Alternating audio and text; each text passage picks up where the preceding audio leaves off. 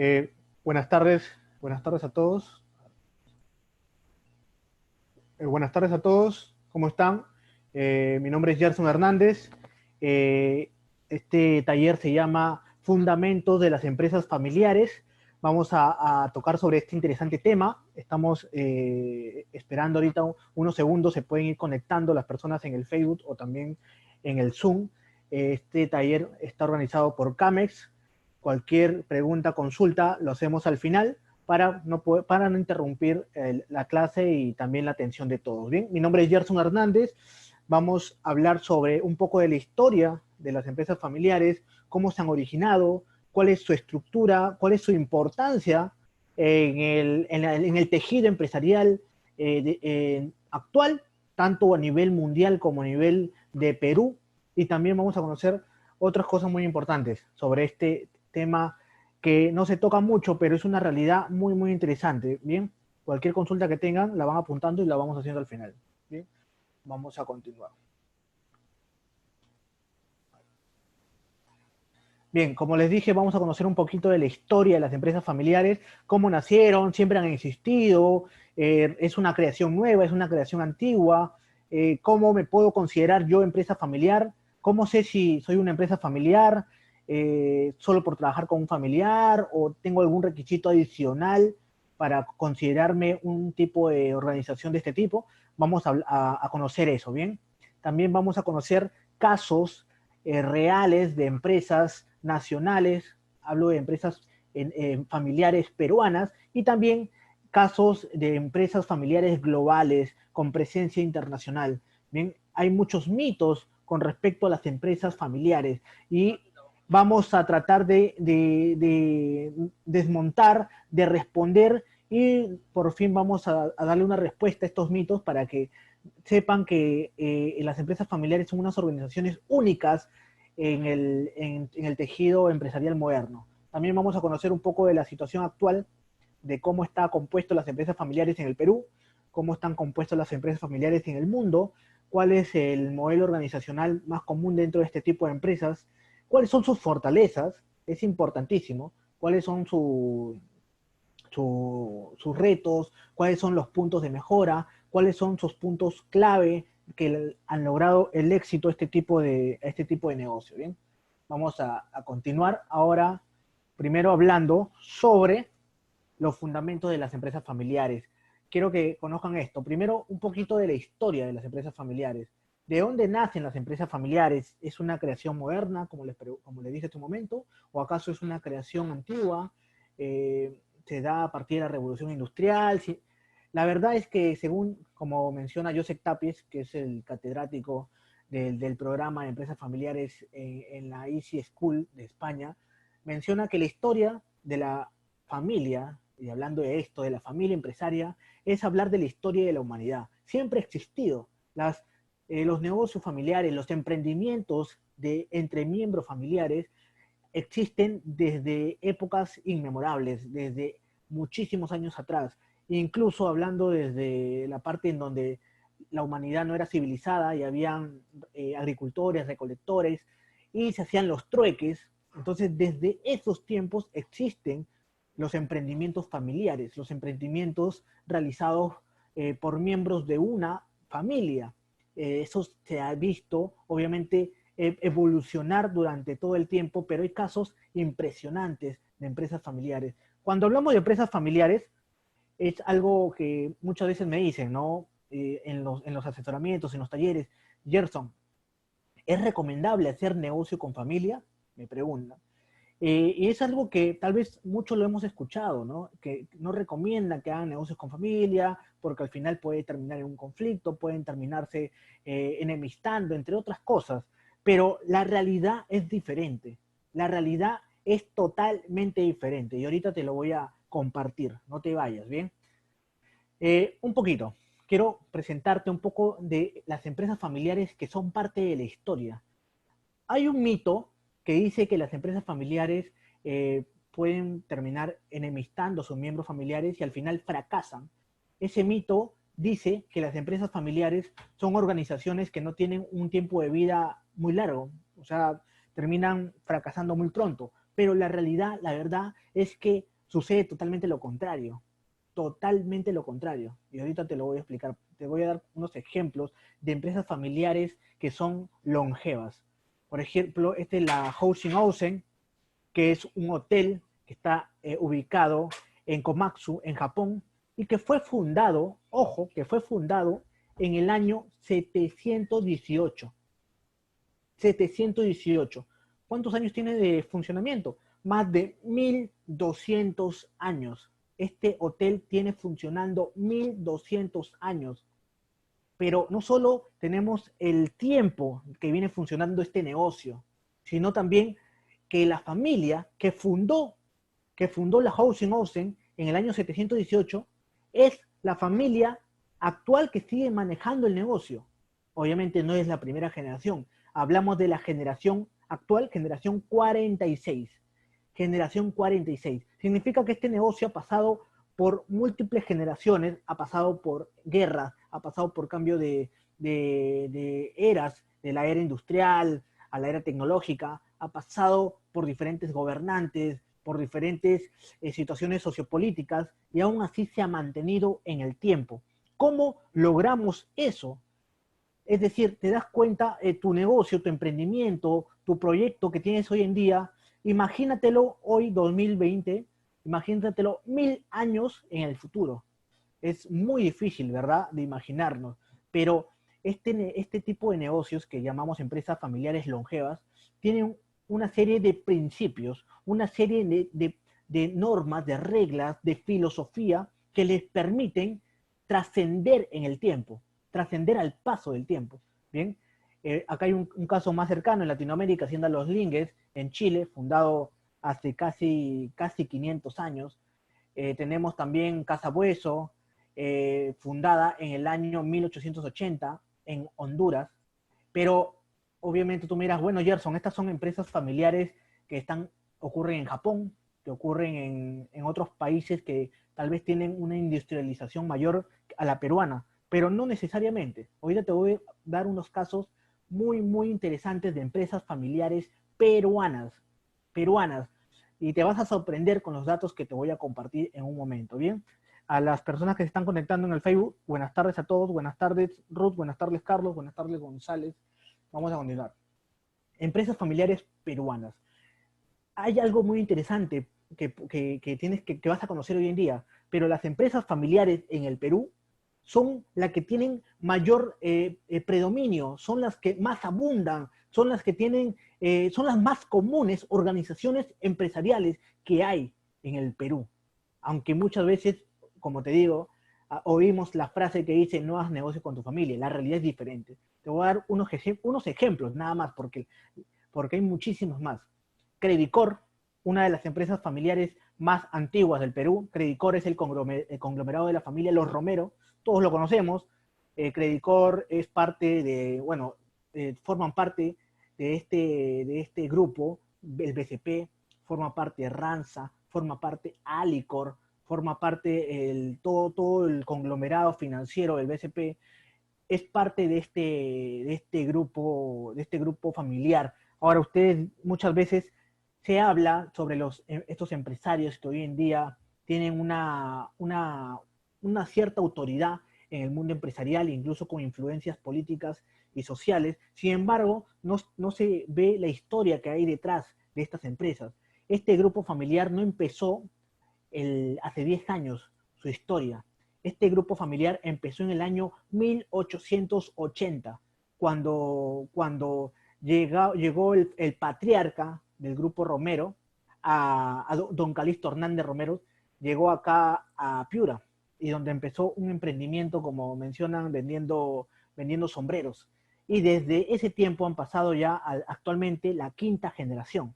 Es la quinta generación de la familia Romero que ya va manejando el negocio. Tenemos también a los Flores, este conglomerado textil que exporta a más de 20 países prendas elaboradas con tela peruana. El grupo AGE de los añaños Gerí, este conglomerado también de bebidas no alcohólicas, hablamos de gaseosas, frugos, aguas minerales, aguas hidratantes, etcétera, que tienen presencia actualmente en más de 20 países. Cruz del Sur, esta empresa de transportes nacional e internacional por vía terrestre de los Ibarcerna. Tenemos al Grupo Gloria, de los Rodríguez Banda, es un conglomerado también ya es una industria, prácticamente son los líderes del mercado, el grupo Gloria. La Ibérica, pero así como estas hay muchas más. Está Tailoy, está Empanadas Paulistas, está la empresa, el grupo Wong, que también es una empresa familiar. Hay diferentes empresas familiares, el grupo Bata.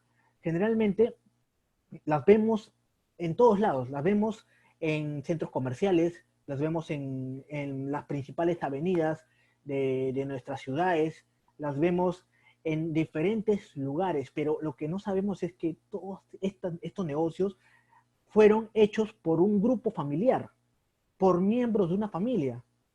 Y si bien acá les estoy mencionando negocios grandes, por así decirlo, negocios de un desarrollo empresarial más de un alto nivel, por ejemplo, pero también hay las microempresas, las pequeñas empresas, que también son fundadas por miembros de la familia. Ahorita vamos a llegar ahí, ¿bien? ¿Cómo definimos a la empresa familiar? Esa es la principal pregunta antes de continuar. ¿Por qué yo me podría llamar empresa familiar? ¿Me conviene ser una empresa familiar? ¿Me conviene hacer negocios con mi familia? ¿Me conviene hacer negocios con mi hermano? ¿Me conviene hacer negocios con mis padres, con mis hijos, con mis sobrinos? ¿Es conveniente? Primero quiero que definamos lo que es una empresa familiar. Bien, primer punto, la propiedad es controlada por una o más familias. ¿Qué significa la propiedad? Muchas veces los empresarios a los cuales asesoro en los talleres me comentan, ¿qué significa propiedad? Significa que tú tienes que ser propietario, es decir, dueño del negocio. Es decir, si un negocio, hablemos de un taller de metalmecánica, ¿correcto? Estaba trabajando con un taller de metalmecánica en Los Olivos, en donde la propiedad era del papá, era del fundador, ¿correcto? Pero también trabajaba la esposa y trabajaban las tres hijas, ¿bien? Pero esto es una empresa familiar, por así decirlo. La verdad, se dice que es una empresa de trabajo familiar, pero no es una empresa familiar, porque el único propietario de esa empresa, ¿quién es? ¿Las hijas? ¿La esposa? No, el fundador, el patriarca, el papá, por ejemplo, por así decirlo. Él es el único propietario de la empresa. Entonces, no está controlada por una o más familias. Cuando hablamos de una empresa familiar, si hablamos de que, por ejemplo, papá y mamá son socios, o los hijos tienen cierta participación, o ya se sabe que los hijos van a tener en el futuro el derecho a las acciones, a la propiedad de la empresa. Entonces, primer punto, la propiedad es controlada por una o más familia. La toma de decisión está en una o más familia. Hay un segundo elemento. Algunos miembros de esta familia trabajan dentro de la empresa. Por ejemplo, te hablaba del taller de metalmecánica. El papá hoy en día ya no se dedica al trabajo operativo, pero está en la parte gerencial, y las hijas están en la parte, varias de las hijas estudiaron ingeniería, otra economía, y están en la parte operativa y están en la parte comercial. Entonces, por este factor podría considerarse que son una empresa familiar, porque varios de los miembros están trabajando dentro de la empresa familiar. Ahora, siempre me preguntan, y esto es algo importante que ustedes lo deben saber, si es que en algún momento son parte o han trabajado para una empresa familiar o quieren emprender con su familia. Es diferente, ojo, es diferente ser una empresa familiar a ser una familia empresaria. Son dos cosas muy diferentes, empresa familiar y familia empresaria. ¿Cuál es la diferencia, Gerson? Me preguntarás. ¿No es lo mismo empresa familiar y familia empresaria? No, no es lo mismo. Una empresa familiar se puede decir como algo estacional, es decir, tenemos una necesidad, tenemos un interés de hacer un negocio, un emprendimiento, sea por planificación o sea, vuelvo a repetirlo, por necesidad, y la familia se une para hacer ese negocio. Emprenden, son propietarios del negocio, la familia trabaja en el negocio, pero eso no lo convierte en una familia empresaria. ¿Qué entonces diferencia la familia empresaria de una empresa familiar? Lo siguiente, apúntalo. Se desea perpetuar en el tiempo la obra del fundador. Se decía que el negocio continúe en el tiempo, que las siguientes generaciones lo sigan manejando, que el negocio siga en el futuro, no solo cuando los fundadores estén, sino en la siguiente generación también tenga el relevo de liderazgo. Esto es el punto más importante. Hay una visión compartida de la familia, ojo, de la familia, porque acá se desea perpetuar, no solo hablo del fundador o de los fundadores, sino también hablo del grupo familiar. El grupo familiar quiere que el negocio esté en el futuro funcionando. Entonces, si hay ese deseo, este objetivo común, esa visión compartida del negocio hacia el futuro, ya se va convirtiendo en una familia empresaria. Bien, entonces el tercer punto es crear una visión compartida. Vamos a continuar. Bien, a ver. Si tienen algún comentario lo pueden ir haciendo, ¿correcto? Situación actual de las empresas familiares en el Perú. ¿Cómo están compuestas? ¿Cuál es la importancia que tienen? El Perú es un país, a diferencia de Japón, a diferencia del viejo continente, Europa, es un país en donde la democracia, la parte en donde obtuvimos la independencia, no ha sido hace más de 200 años. Recién vamos a cumplir el bicentenario de la independencia. Significa que nuestras empresas familiares no son muy antiguas, como las que les he mencionado, como el hotel, el Coaching Onsen, que tiene más de 1200 años funcionando. No es tan antigua como otras empresas que en Japón es el país donde hay más empresas familiares longevas. Se dice que en Japón hay en total 25 empresas familiares que tienen más de 1000 años cada una. Hay más de 2000 empresas familiares que tienen más de 500 años y hay más de 20.000 empresas familiares que tienen más de 100 años funcionando. Y lo más interesante, como le mencioné, es que siguen en manos de la misma familia. ¿Por qué siguen en manos de la misma familia? Por el punto anterior que te mencioné. Hay una visión compartida del grupo familiar con respecto al negocio, con respecto al futuro de la continuidad del negocio. ¿Quieren continuar el negocio de la familia? ¿O prefieren venderlo? ¿O prefieren cerrarlo? ¿O prefieren repartirlo? ¿Cuál es la visión de la empresa? Y con respecto, obviamente, a la familia, ¿no? Y esto es el dato que te quería compartir. En el Perú, ojo, en el Perú, el 90% de empresas son de propiedad familiar. Esto es algo sorprendente. Es decir, 9 de cada 10 empresas son manejados por una familia. Desde pequeños negocios como bodegas, como salones de belleza, por ejemplo, el salón de belleza Motivos de Spa, eh, ellos están formados por una pareja de esposos. Daisy y Paul son los fundadores. O empresas de restaurantes, por ejemplo, Rústica, que tienen más de 70 locales y Mauricio Descanseco con sus hermanos y primos forman parte de este negocio familiar, aparte de los colaboradores que no son familiares. Hasta grandes industrias como Minas Buenaventura, hablamos de un negocio grande, como Faber-Castell, como Ensal, como Tailoy, como las que les he mencionado. O sea, hablamos de una cantidad enorme de negocios que son hechos por la familia. Entonces, el mito que dicen no se debe hacer negocio con familia está errado. Porque la verdad, la realidad es que sí se hacen negocios con la familia. El punto correcto al cual debemos enfocarnos no es si hacemos o no hacemos negocio con la familia, es cómo hacemos negocio con la familia. ¿Cuál es la forma correcta para hacer un negocio con la familia? ¿Para qué? Para que conflictos internos no terminen impactando negativamente en el negocio. Los negocios familiares exitosos, los que logran la continuidad en el tiempo, son los que han logrado este equilibrio. Y vamos a llegar ahí, no te preocupes, vamos a llegar ahí. Otro dato interesante, hablamos de más de 700.000 empresas en el Perú. Y incluso hay muchas más, porque no estamos contando el sector informal, el pequeño sector informal de los microempresarios, en donde hay muchísimos negocios familiares, en donde tanto la mamá, el papá, los hijos, los entre hermanos hacen pequeños negocios para salir adelante. La pandemia ha demostrado eso, ha hecho relucir ese tipo de emprendimientos. Las familias, como una forma de buscarse el pan de cada día, de buscar sobrepasar esta situación, han hecho pequeños emprendimientos, desde venta de ropa hasta venta de comida.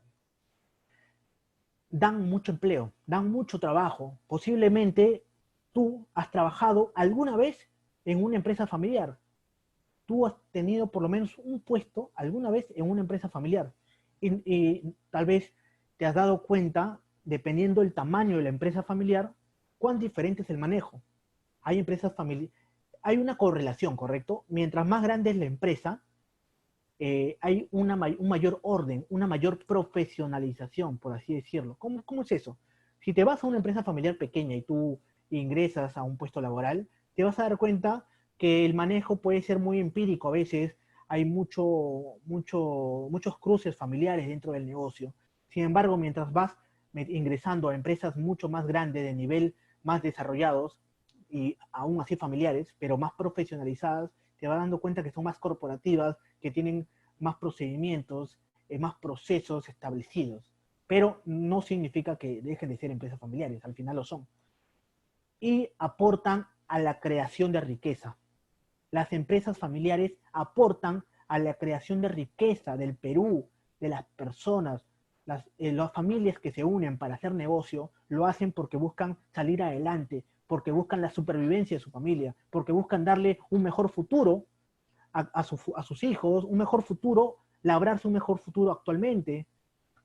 Entonces, ¿son importantes las empresas familiares para el Perú? ¿Ustedes qué piensan? Hoy, ahora que conoces estos datos, ¿serías parte de una empresa familiar? ¿Te gustaría aportar a la creación de riqueza, ser parte de las empresas que dan trabajo a más peruanos? Es una pregunta que cada uno nos tenemos que hacer, pero ya sabemos cuál es la importancia de este modelo de negocio. No es una empresa familiar. Antes de los 80 se veían como negocios informales, como negocios que tenían poco tiempo de vida y como negocios que no eran rentables, como negocios que no tenían ganancia. Pero la realidad y los hechos, los datos, nos han demostrado que las empresas familiares son los negocios que tienen mayor tiempo de vida, son los que duran más hablando operativamente. Ya te he mostrado algunos casos de empresas familiares que tienen más de 1000 años.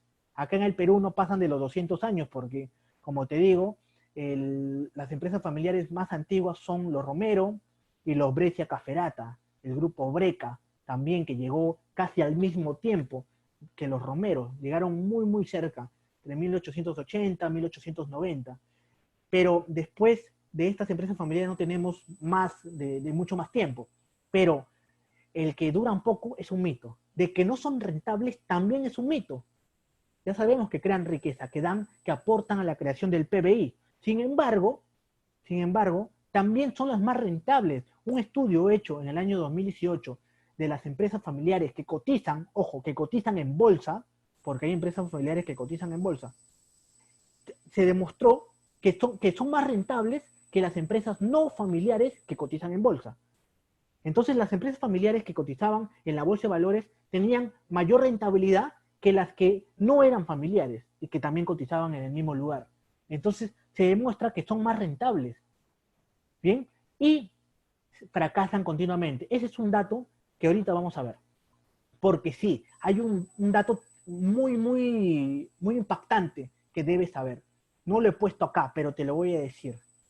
Si bien el 90% de las empresas en el Perú son familiares, son de propiedad de una o más familias, solo, ojo, solo el 5% de estas logra llegar a la tercera generación. Escuchaste bien, solo el 5%. Significa, de cada 100 empresas familiares, solo 5 empresas logran llegar a la tercera generación. ¿Qué significa? Hubo un momento en donde unos fundadores, puede ser hombre, mujer, papá o mamá, crearon el negocio, crearon, por ejemplo, un restaurante, crearon un restaurante como Carnívoro, por ejemplo, hamburguesería Carnívoro, de mi amigo Roberto y también que trabaja con su hermano. Ellos crearon este negocio pasaron 20 años, ya personas mayores, porque lo empezaron a los 30, 40 años, deciden dejarlo a los hijos lo continúan, los hijos continúan el negocio de carnívoro, ya lo logran expandir no solo a nivel nacional, sino internacional, pasan 20 años más y llega la tercera generación, es decir, los nietos de los fundadores. Y, como te digo, el 95% de empresas se queda ahí, se queda en la segunda generación, terminan fracasando, desapareciendo del mapa. ¿Por qué? ¿Por qué me preguntarás? ¿Por qué Gerson, si dan mucho empleo, son las más predominantes en la estructura empresarial, son creadoras de riqueza, ¿por qué desaparecen? Ahí vamos a llegar. Ahí te voy a compartir estos datos impactantes que debes saber y que si eres parte de una empresa familiar, también es importante que los conozcas, ¿bien? Buenas tardes, Luz. Buenas tardes, Sonia. ¿Cómo estás? Buenas tardes, Chira.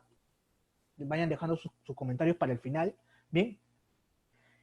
Importancia de las empresas familiares en todo el mundo. No solo es en el Perú. Las empresas familiares no son predominantes acá en nuestro país. No creas que porque somos un país informal comparado a otros países de la región, comparado a Chile, Brasil, Argentina, Colombia, somos un país con mucha informalidad. Ustedes lo saben, cerca del 60% o el 70% de nuestro tejido empresarial es informal. Pero eso no hace que te conviertas o no te conviertas en una empresa familiar. Son otros factores, como ya les comenté, pero mira, te voy a comentar aquí de algunos países, nada más. En Estados Unidos, por ejemplo, el 96% de empresas son de propiedad familiar. En Suiza, el 69%. En Italia, ojo, Italia y Japón son de los países donde hay muchas empresas familiares. Casi el 99% del tejido empresarial que hay en esos países es de propiedad familiar, es de una familia. Correcto, tenemos España, Portugal, donde también pasan el 70%, Chile, en donde baja es un porcentaje, acá en Perú, como ya te he dicho, está entre el 90% de las empresas familiares, y te voy a dar unos ejemplos, las 5 más grandes empresas familiares del mundo. Hablo en tamaño empresarial, ¿correcto? No en tiempo de vida, como ya te mencioné cuáles son las más antiguas, ¿no? La Houchin-Housen, Casabueso, acá en Perú el Grupo Romero, el Grupo Breca, que son dueños del BBVA, que son dueños de Minsur, que son dueños de la clínica Javier Prado, de las AFP. Mira, acá te presento algunas empresas. La Walmart, de los Walton, que fue creado hace más de 50 años, en el 62. Es un grupo minorista tipo Metro, tipo WOM.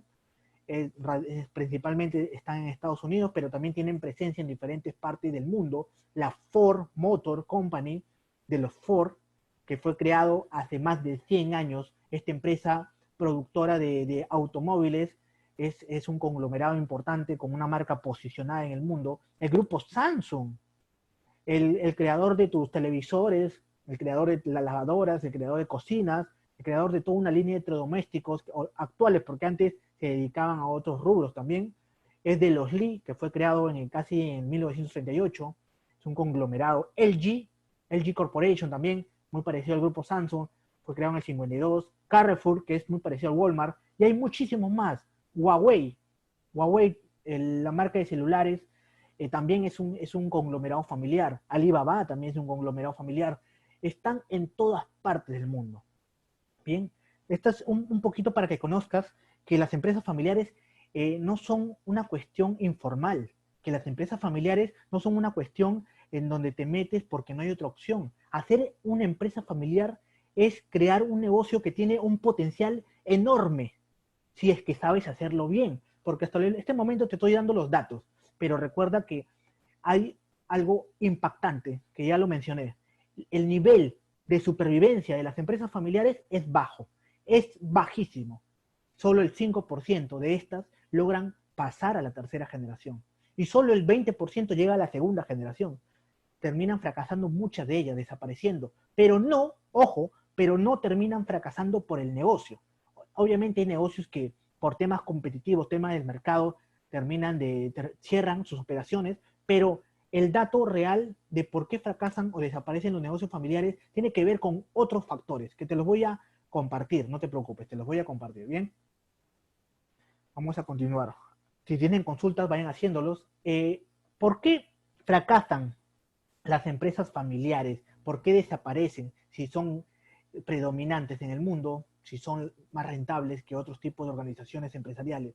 Porque en las empresas familiares ocurre algo sumamente interesante, sumamente interesante. En una empresa que no es familiar, en una empresa que no es familiar, hablamos de un negocio, ¿correcto? Hablamos de una empresa nada más, en donde tú tienes una función, tienes un puesto laboral y cumples tus funciones. Si lo haces bien, te pagan, te renuevan contratos y asciendes, continúas en la empresa y ya está. En cambio, en una empresa familiar no solo tienes un puesto, o sea, no solo cumples una labor en la empresa, sino también cumples una labor en la familia. Significa que en una empresa familiar no solo no hay un mundo empresarial, sino hay otro mundo de la familia. Son dos mundos, familia y empresa, que se chocan, se mezclan y generan una serie de conflictos, una serie de cosas interesantes que ahorita te las voy a mencionar. Unos estudiosos de Harvard, Davis y Tayuri, investigaron miles de empresas familiares en los años 80, 90 y descubrieron los atributos ambivalentes. ¿Qué significa esto? Atributos son elementos, ambivalentes, elementos confusos, elementos que tienen al mismo tiempo dos significados. Dos significados. Es como que tú lo ves color negro, pero otro lo ve color blanco. Y así es como eso es lo que significa ambivalente. Te lo voy a dar ahorita, ¿no? Por ejemplo, esta imagen, ¿no? Vemos por un lado una persona seria y otra persona feliz. Eso es lo que pasa en las empresas familiares. Como se choca el mundo de la familia y se choca el mundo de la empresa y terminan mezclándose, se crean una serie de atributos ambivalentes, que son características inherentes a las empresas familiares. Tanto, ojo, tanto positivas como negativas. Eso es lo interesante, eso es lo impactante, porque estos atributos generan fortalezas, generan cosas buenas para la empresa familiar, pero al mismo tiempo generan cosas negativas, al mismo tiempo generan problemas, generan una serie de conflictos, son beneficiosos y perjudiciales al mismo tiempo.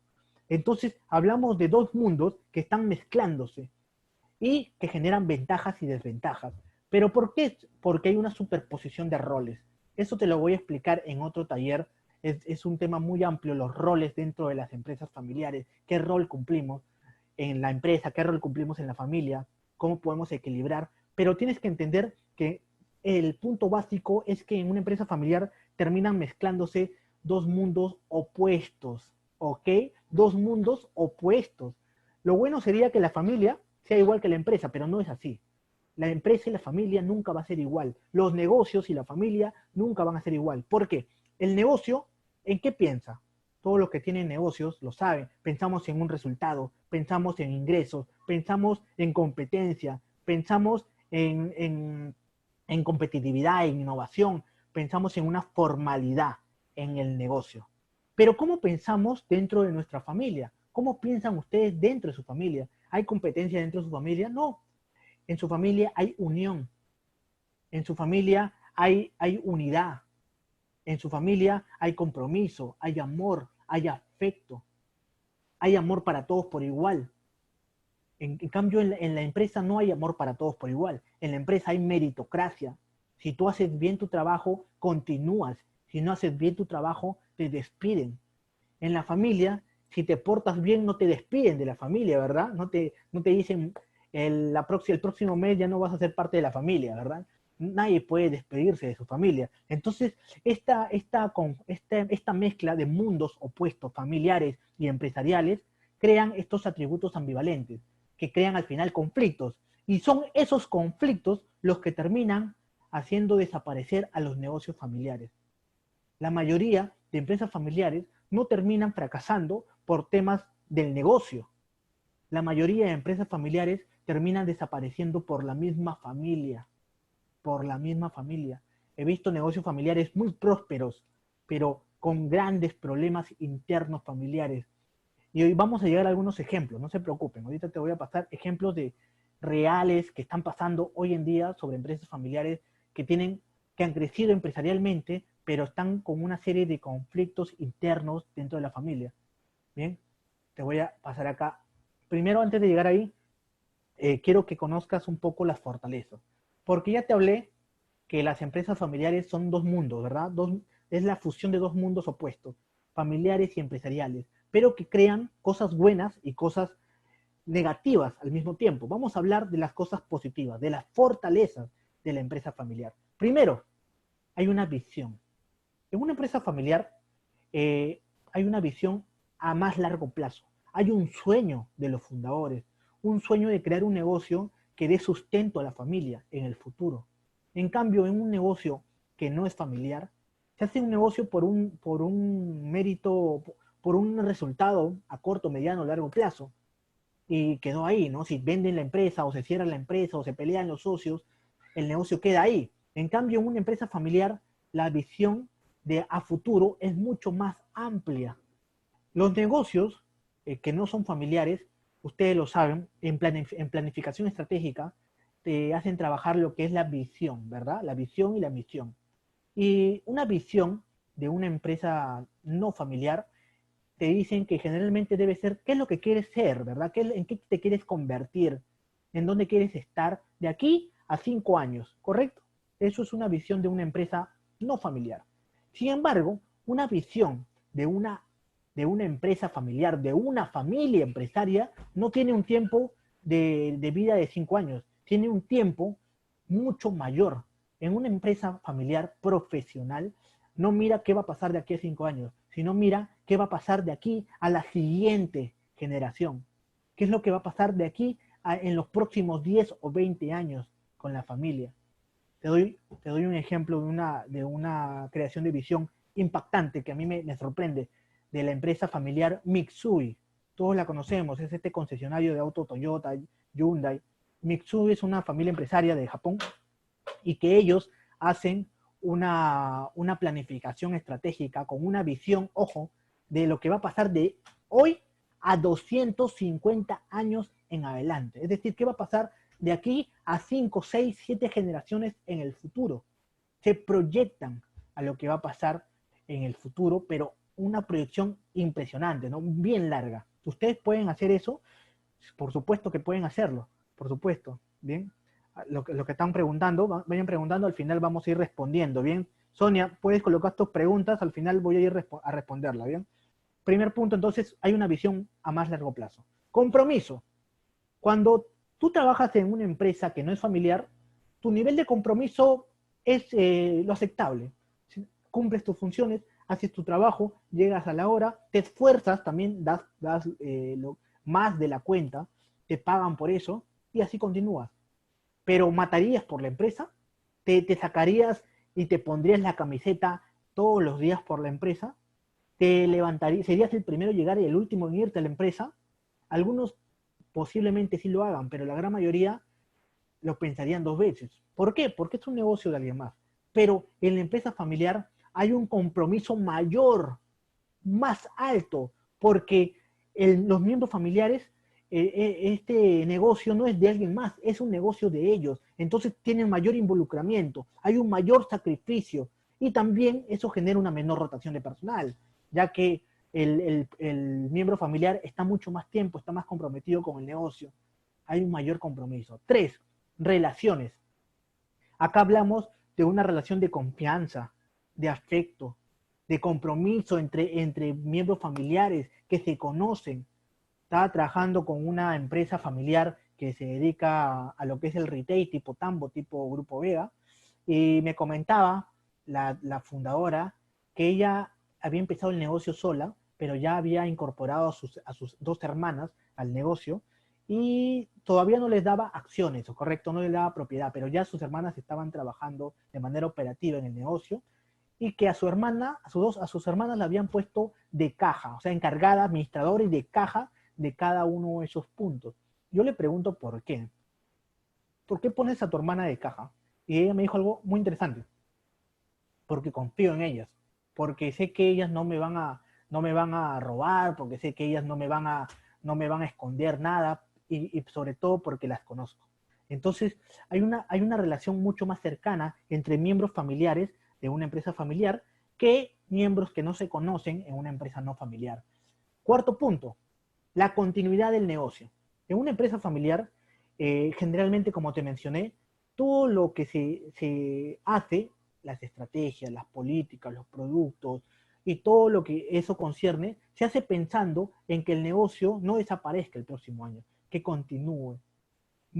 Hoy te voy a mostrar algunos ejemplos de empresas familiares que han logrado transformarse en épocas de pandemia.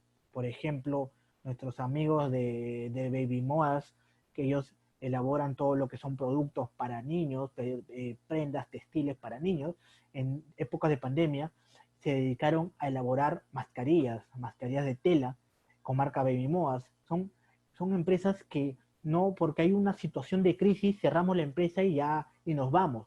No funciona así. Las empresas familiares, si viene una situación difícil, buscan la manera de continuar, porque no solo es un negocio, sino hay una familia que está detrás de ese negocio, una familia que come de ese negocio. Entonces, hay un sentido de continuidad mayor. Y por último, las decisiones. En una empresa que no es familiar, una empresa corporativa, ¿cómo se toman las decisiones? Todos en algún momento hemos trabajado en grandes empresas y sabemos que para tomar ciertas decisiones, sobre todo que incluyan presupuestos, tiene que pasar por varias áreas, ¿verdad? Por varios vistos buenos. El jefe, el gerente financiero, etcétera. Hay todo, incluso se podría llamar una burocracia, ¿no? En cambio, en una empresa familiar, como a veces hablamos que los fundadores también son parte operativa del negocio y también son los únicos dueños del negocio a veces, las decisiones se toman súper rápido. Entonces, si quieren hacer algo, y muchas veces los emprendedores familiares, más que conocimiento, tienen olfato, como dicen, ¿no? Olfato en los negocios. Entonces, captan una oportunidad, la piensan rápido, evalúan los pros y los contras, y si parece viable, toman la decisión y actúan. Entonces, estas son algunas fortalezas de las empresas familiares. Bien, ahora, ¿todo es fortaleza en las empresas familiares? No, porque recuerda, son dos mundos, familia y empresa, que se chocan y que crean fortalezas y debilidades, ventajas y desventajas al mismo tiempo, al mismo tiempo. ¿Cuáles son las desventajas de una empresa familiar? Ahorita te voy a compartir. Retos, retos de la empresa familiar. Acá hay solo algunos, correcto, no están todos, hay más, te lo voy a mencionar ahorita. Primero, hay una superposición de roles empresariales y familiares. ¿Qué significa esto? Ya lo he mencionado hace un momento, los roles empresariales y familiares, se chocan dos mundos, familia y empresa, y esto es lo interesante, se crean de 7 a 13 roles distintos. 7 a 13 roles distintos. Tú dirás, Gerson, pero ¿cómo es esto? ¿Cómo es un rol? Por ejemplo, tú trabajas en una empresa que no es familiar, ¿qué rol cumples? El rol de trabajador, ¿verdad? De empleado, de colaborador. Cumples tu función y nada más. Pero en la empresa, por ejemplo, un trabajador puede ser también miembro de la familia, o sea, un trabajador y miembro de la familia. Ahí ya se crea un segundo rol. Pero hay otros roles que no solo hay trabajador que es miembro de la familia, sino también es propietario del negocio, es dueño, tiene acciones del negocio. Ahí hablamos de 3 roles, pero en su conjunto se crean de 7 a 13 roles distintos. Es por eso que hay una complejidad a la hora de tener conversaciones dentro de la empresa familiar, porque se confunden los roles. Cuando debemos ser colaboradores, nos comportamos como familia. Cuando debemos ser familia, nos comportamos como jefes. Cuando debemos ser empleados, nos comportamos como dueños del negocio. Entonces vamos mezclando y vamos generando conflictos dentro de las conversaciones que tenemos con nuestros familiares. Segundo, la autocracia. Esto es, los dos que vienen son importantísimos, la autocracia y el nepotismo. La autocracia es un sistema de gobierno en donde una sola persona tiene el poder total. Esto es algo muy característico de las empresas familiares que recién están empezando o que no han logrado profesionalizarse, no han logrado delegar, no han logrado crecer organizacionalmente. Y hablamos en donde el fundador que inició el negocio sigue siendo, hasta el día de hoy, han pasado 10 años y sigue siendo el único dueño de todo, el único que toma decisiones, el único que tiene la última palabra, a pesar de que la familia ya trabaja en el negocio, a pesar de que los hijos o la esposa o los hermanos trabajan en el negocio. El fundador sigue siendo el rey, por así decirlo, ¿no? La autocracia es un mal también. Al inicio podría haber sido bueno porque el emprendedor, el fundador, fue una persona que necesitó gran esfuerzo, bastante tiempo, sacrificio, y creó prácticamente de la nada, de cero, un negocio exitoso, un negocio que funciona. Pero llega un momento en donde hay que delegar, ¿correcto? Si no, no vas a crecer. El nepotismo es otro pecado que cometen las empresas familiares. Es ceder puestos o premios a una persona por el simple hecho de ser familia. Es decir, yo te contrato porque eres mi hermano. Yo te doy trabajo porque eres mi sobrino. Yo te doy un puesto laboral y un sueldo porque eres mi hija o mi hijo o porque eres mi esposa. Eso se ocurre mucho en las empresas familiares y no me van a dejar mentir, todo lo hemos visto, ¿no? Hemos visto que a veces hay un miembro de la familia que ocupa un puesto directivo en una empresa, pero no está preparado, no tiene las capacidades, no tiene las habilidades, no tiene los estudios, no tiene la madera para ese puesto. Hay personas que tienen rangos incluso jerárquicos menos, pero que son mejores que esa persona. Pero por el simple hecho de ser familia, él está ahí, él está ocupando ese puesto. Y eso es un error de muchas empresas familiares, dar puestos, dar premios por el simple hecho de que es un familiar. ¿Qué más? Falta de planificación de la sucesión. Ya les había mencionado este dato impactante, que solo el 5% de las empresas familiares logran llegar a la tercera generación. Es un dato terrible, pero es real, real. ¿Pero por qué? Ya les he mencionado que los conflictos familiares terminan afectando negativamente al negocio. Pero, ¿qué podemos hacer para que conflictos, cosas internas, cosas familiares no hagan desaparecer el negocio? Tenemos que planificar nuestra sucesión. Es decir, ¿cómo vamos a hacer, cómo es el proceso para ceder el liderazgo, para ceder el timón del barco, para entregar el relevo a la siguiente generación? ¿Cómo lo vamos a hacer? Generalmente las empresas que desaparecen no tienen una planificación de la sucesión. No hay un proceso para cuidar. Un buen proceso de planificación de la sucesión nos ayuda a mantener las operaciones del negocio continuando, o sea, el negocio continúa y se mantiene la armonía de la familia. Es decir, los dos sistemas, empresa y familia, no se terminan deteriorando. Si no hay una planificación, generalmente pasa lo opuesto.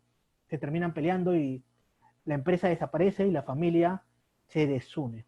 Y por último, hay una resistencia al cambio y a la profesionalización. ¿Qué significa? Los fundadores de empresas familiares, sobre todo las empresas que están todavía en primera generación, es decir, que tienen 10, 20 años y todavía los hijos tal vez han trabajado en el negocio, pero no están implicados, no están comprometidos, y el papá tal vez tiene una experiencia exitosa, y piensa que el futuro va a seguir siendo exitoso. Piensa que lo que ha funcionado en el pasado seguirá funcionando en el futuro. Entonces se resisten al cambio, no quieren invertir en innovación. Y por último, la profesionalización, que es prácticamente tener orden, tener control, tener una supervisión constante de las operaciones del negocio, o también como lo llamaban el accountability, que es rendir cuentas. A los empresarios familiares no les gusta rendir cuentas, sobre todo a los que tienen el poder. ¿Por qué? Porque no es que sea malo, sino es que así se creó el negocio. Ellos crearon el negocio de la nada. Entonces, desde el inicio no tuvieron que rendirle cuenta a nadie. Y ya cuando llega un momento, si no se rinde cuentas, el negocio no avanza. Entonces tienen que tomar ese paso. Las empresas familiares que cometen estos errores y no los cambian en su debido momento, son parte de esa terrible estadística del 90% de empresas familiares que desaparecen. Bien, te recomiendo que veas sobre esto para que, si eres parte de una empresa familiar o conoces a alguien de una empresa familiar, le des consejos y tal vez no sea parte de esa gran masa de desaparición. Todos estos atributos ambivalentes, todos estos conflictos, todas estas fortalezas y debilidades crean trampas en donde todas las empresas familiares hemos pasado alguna vez. Todas las empresas familiares. Te voy a decir cuáles son. Primero, confundir la propiedad con la capacidad para dirigir. a veces no entienden lo que significa esto, pero imagina un negocio familiar que tiene 20, 30 años en el mercado, el fundador o los fundadores, papá, mamá, ya están por retirarse del negocio, se quieren retirar del negocio y quieren dejar el liderazgo, quieren dejar la gerencia general a la siguiente generación. ¿Quién es la opción obvia? Los hijos, el hijo mayor posiblemente, pero los dueños, sin pensarlo mucho, lo dejan a los hijos mayores, al hijo mayor, pero sin tener en cuenta si ese hijo mayor tiene la capacidad para dirigir correcto el negocio. Él va a ser heredero del negocio, por ley, ya que hay acciones. Las acciones, cuando una persona fallece o cuando una persona deja el negocio, quedan estas acciones como herencia a los hijos. Entonces, por ley, el hijo o los hijos van a ser herederos, pero que sean herederos no significa, ojo, no significa que sean capaces para liderar el negocio en el futuro. Hay casos que sí, no digo que no todos, pero hay casos que sí, que los hijos tienen una preparación. La siguiente generación está implicada, está comprometida con el negocio y tiene las capacidades para llevar el negocio al futuro. Pero hay casos en donde solo por el simple hecho de que es un heredero, se cree que ya está listo para manejar la gerencia general. Esa es una trampa. Segunda, confundir lazos de afecto con lazos contractuales. Por ejemplo, estaba trabajando con una empresa familiar que se dedica a la inmobiliaria y el gerente comercial es uno de los hijos y el hijo llegaba tarde, el hijo no cumplía sus metas, no presentaba sus informes, no hacía las diligencias debidas de acuerdo al puesto y se aprovechaba de que era hijo, de que era familia, de que era hijo de los fundadores. Entonces ahí se estaba confundiendo el lazo de afecto, el lazo de que soy tu hijo, por un lazo contractual, en donde en ese momento en la empresa no eres hijo, en la empresa eres colaborador, eres jefe comercial, cumples una función, te pagan un sueldo por cumplir esa función. ¿Bien? ¿Qué más? Confundir la remuneración por el trabajo con las necesidades familiares, necesidades propias. ¿Cómo es eso? Estaba trabajando con un negocio familiar, te doy un ejemplo, y hablamos de una empresa de producción de alimentos deshidratados y la hija la ascendieron a un puesto de jefatura. Ella tenía cierto tiempo en el negocio, pero los puestos de jefatura, yo estaba mirando su finanzas del negocio, así que conozco cuánto eran los pagos a los jefes de esa empresa, tenían en promedio entre 2.000 a 3.000 soles más bonos, ¿correcto? Pero a la hija por el tema de sus necesidades personales y porque es la hija del fundador, llegó a negociar con el papá para que a ella le pongan un sueldo de 5.000 soles. Por encima de todos los otros colaboradores que están en su mismo rango. Dime, ¿crees que los colaboradores, los demás de los otros puestos similares, no se van a enterar que ella está ganando más? Cuando ellas se enteren que ella está ganando más que ellos, no tiene tanta experiencia como ellos, y posiblemente eso genere un clima tóxico, un clima laboral que no va a ser bueno y puede bajar el rendimiento de los colaboradores. Otra trampa es retrasar la sucesión. Hay empresarios familiares que son cabeza de su familia, son cabeza de su empresa familiar y hicieron bien para crear el negocio desde cero, empezar un negocio desde cero, pero no quieren soltar el timón del barco, no quieren soltar el timón del barco, quieren estar en el negocio hasta que cumplan 100 años, incluso hasta que ya no puedan respirar, quieren seguir manejando el negocio. Pero eso es un gran error. Retrasar la sucesión es un gran error. Tenemos que los empresarios familiares exitosos, los que saben que en sí las personas pasan, pero la empresa continúa, la empresa trasciende, saben que ellos tienen que generar una sucesión planificada para que así puedan tener un orden en el negocio y también en la familia. Y por último, pensar que no se cometen algunos de estos errores. Todos hemos pasado por todas las empresas familiares han pasado por alguna de estas trampas. Acá te doy algunos ejemplos. Por ejemplo, Vega Sicilia es una bodega de vinos que maneja también el grupo Eulen, también de España. El grupo Eulen es un conglomerado de servicios empresariales, servicios generales. ¿Qué pasa con esta empresa? con este grupo familiar, hace más de 10 años están en conflicto, los hermanos, son 7 hermanos, están en conflicto familiar, el fundador falleció hace más de 10 años, y los hermanos están en una pelea por el poder impresionante, en donde crean empresas para sacar a una hermana, la otra hermana los demanda al hermano porque no han pagado dividendos, porque no había utilidades, porque no se están presentando los informes financieros correctos, y han pasado 10 años y siguen con los conflictos actuales. Y no hay un horizonte en donde acaben. Bien, tenemos acá también Galletas Gulón, que también, a pesar del conflicto, ya va a pasar a la quinta generación. Es una empresa también que ha tenido una serie de conflictos impresionantes. Puenis Farmacéutica es una empresa alemana, un laboratorio farmacéutico, donde el dueño era uno de los hombres más ricos de Alemania en el año 2008, 2009. Pero ¿qué pasó? Hubo una serie de movimientos empresariales que perjudicaron a todo el negocio. ¿Quién hizo ese movimiento? El fundador. El fundador invirtió en negocios riesgosos y llegó a tener una deuda, ojo, una deuda de entre 8.000 a 16.000 millones de euros.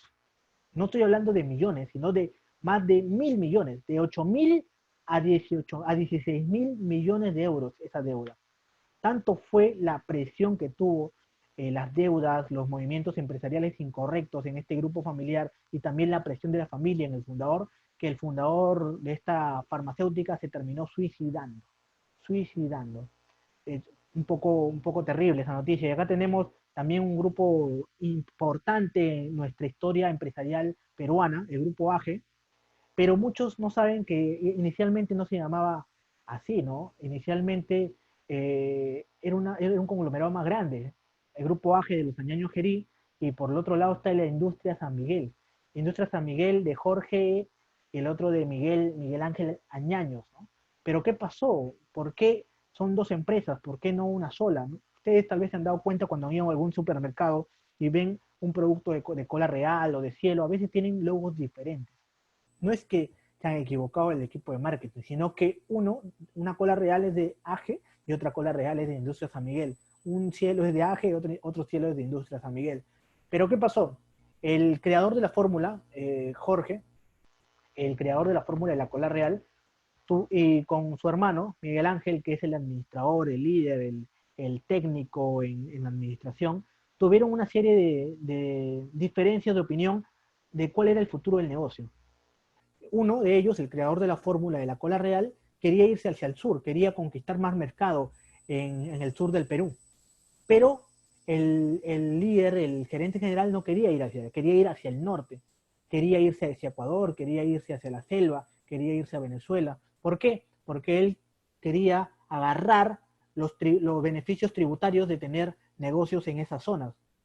Y al final terminaron separándose, terminaron en conflicto, no se llegaron a hablar por muchísimos años. Hoy en día ya han vuelto a retomar conversaciones, ya llevan en paz las cosas e incluso han decidido en su protocolo familiar, eso es algo que vamos a hablar después, el protocolo familiar, ellos se han compartido mercados. Por ejemplo, Industria San Miguel está en Chile, está en Brasil, está en Argentina, y AGE está hacia el norte, está en Colombia, está en México, está en Asia. Ellos han llegado a un acuerdo en donde el país que llega a una de estas empresas, el otro no ingresa para que no hagan problemas. Y se reparten la licencia de la marca Cola Real, Cielo y otra marca que no me acuerdo bien. Entonces, esa es una forma de resolver conflictos dentro de las empresas familiares, pero ellos han tenido la suerte de lograr resolverlos. Hay empresas como las que he mencionado que han terminado con conflictos que hasta el día de hoy no se pueden arreglar. Bien, pero esto pasa si es que no logramos el equilibrio dentro de nuestra empresa familiar. Para todo ello debemos profesionalizarla. Y para ello vamos a seguir dando charlas a través de CAMES, de empresas familiares, cómo profesionalizar una empresa familiar, cómo es el gobierno de una empresa familiar, la sucesión dentro de una empresa familiar. Bien, si tienen alguna consulta pueden ir haciéndola para poder responderla. Acá en el Facebook han puesto, Sonia, ¿a qué se debe por falta de asesoramiento o de compromiso por parte de los integrantes de la familia? La desaparición, me imagino, te refieres, Sonia. Ya lo hemos visto, son varios los factores.